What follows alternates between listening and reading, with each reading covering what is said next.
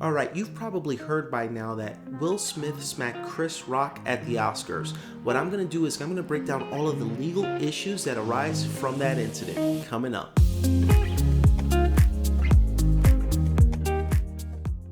Hello, my name is Clyde Guilamo and I am a lawyer in the Chicagoland area, and in Law Talk for Non-Lawyers, we talk about the law in plain English. And in this video, we're going to take a look at the 94th Academy Awards, in which there was an incident between Will Smith and Chris Rock, and specifically we're going to do a play-by-play breakdown of all of the legal issues that arise from that incident.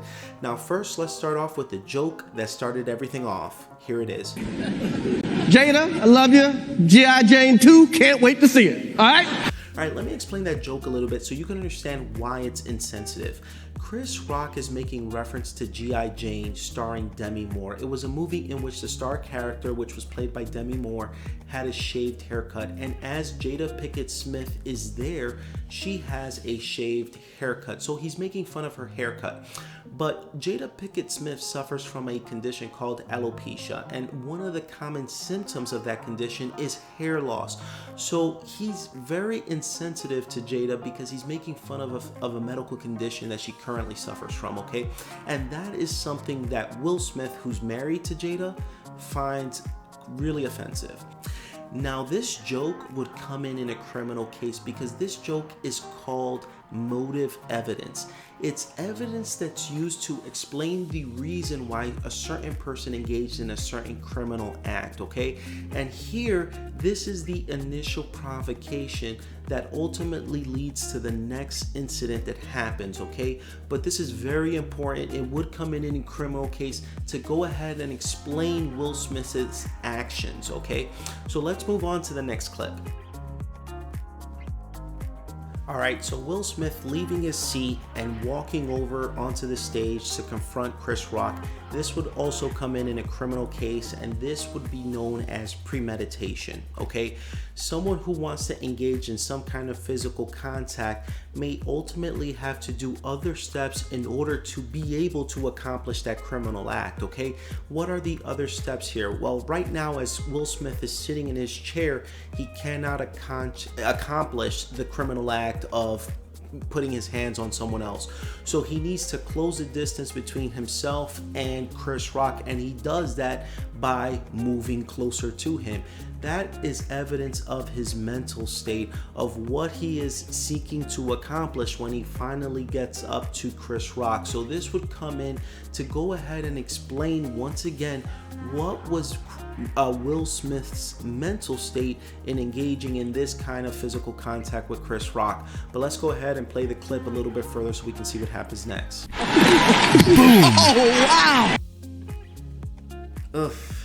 That was the slap that was seen around the world, and there are two possible crimes that Will Smith could be charged with in the state of California for what just happened. That's assault and battery, and people often get an assault confused with a battery, so let's go ahead and kind of separate them and talk about what each one is.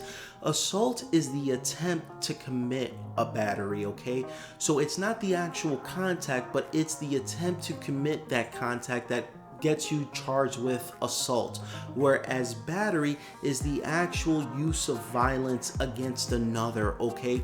So in this case, Will Smith raising his hand to hit someone would be the assault, and actually accomplishing the hit would be the battery that he could potentially be charged with, okay? And this is a good thing that this thing happened in California and not here in Illinois, because he would be looking at additional charges here in Illinois. So assaulting and battery in California are just misdemeanors. There's a maximum jail sentence of 6 months. With assault, there's a maximum fine of $1,000, where battery has a maximum fine of $2,000. Here in Illinois, a battery can be upgraded to an aggravated battery based off of the location where it occurred. the Dolby Theater is a public place of accommodation or entertainment, okay, or amusement.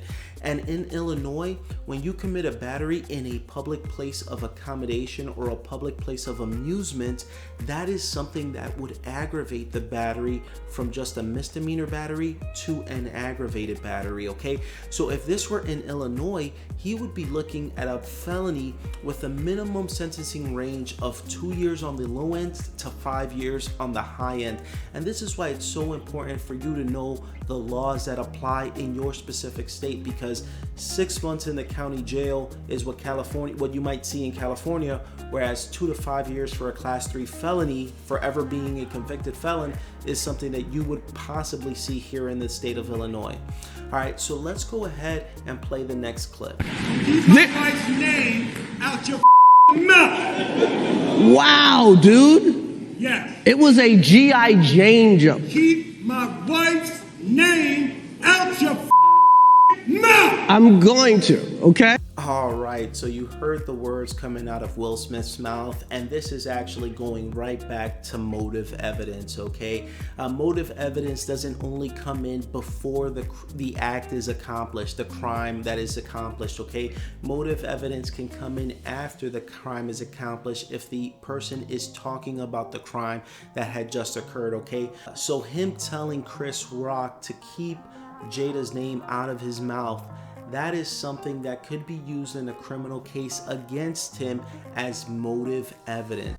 If you haven't done so already and you're enjoying this content, please go ahead and hit the subscribe and like button. It really helps out this channel. All right, back to the video. All right, so after this incident happened, the Los Angeles Police Department came out with a statement, and pretty much in their statement, they said that they are available to investigate this incident, but that the parties involved have declined to file a police report, okay? And when they say the party involved, they're referring to Chris Rock. Chris Rock did not want to press charges on this case, and that's something that's very interesting, okay? Because the victim's wishes is only one of the things that are considered when determining whether or not to press criminal charges against a specific person, okay? There are a ton of situations in which either the victim is unable to press criminal charges or the victim is unwilling to press criminal charges, and that does not prevent law enforcement from taking steps forward to charging someone with a criminal case, okay? The prime example would be like a homicide, right? In the homicide, the victim clearly is unable to press criminal charges. The victim's dead, okay? So they would still go ahead and go forward with criminal charges even though the victim wishes you won't be able to get, given the fact that they are deceased. The other common example is domestic battery cases. Oftentimes there are domestic battery cases in which the victim does not want to cooperate with a prosecution. However, the police still go ahead and charge the suspect with the crime, okay? So their reliance on Chris Rock, it's really a punt, right? Because the other thing that they've got to consider, which is not only just the victim's wishes, but also the crime that occurred and the impact that kind of crime has on society, okay? Because just last year, there was a Memphis comedian by the name of Darian Childs. He was gunned down after making a joke regarding the death of a rapper in Memphis, okay? So there is a concern with regard to, and it's one of the biggest concerns that comedians have, that the jokes that they make are going to be subject to retaliation. They might be saying something in jest, but someone gets seriously offended and seeks to retaliate against the comedian, okay? So there is a compelling interest here for why the police would still go forward with this case, even though the victim may not want to participate with the prosecution of this case. All right, another legal issue that I've been seeing in the news and other people raising is the defense of others, right? Will Smith defending the honor of his wife and whether or not there's some legal principle that applies to the defense of others. And yes, there's a justifiable use of force when it comes to the defense of others, but there are two issues with regard to Will Smith being able to raise that defense. Now, first, let's look at the actual definition of defense of others. All right, and someone can justifiably use force if they reasonably believe that it is necessary to defend either themselves or another from the unlawful use of force. Okay, so the first problem that Will Smith has here is that the joke was not a threat. It wasn't something that was an unlawful use of force. Okay, so this is going to be one of the issues that Will Smith may have if he were to raise a defense of others in his defense. The fact that Chris Rock was not actively engaged in any kind of battery of his wife. The other problem that Will Smith is going to have is that there's a specific jury instruction in California that goes ahead and talks about this specific issue. And that jury instruction says that words alone are not enough. No matter how offensive, no matter how rude, words alone are not enough to justify the use of force. That's a specific jury instruction that would be provided if this case were to go to a jury trial, or something that would be brought to the attention of the judge if this case were to go to a bench trial. So these are two issues that Will Smith has in using that kind of defense in this case.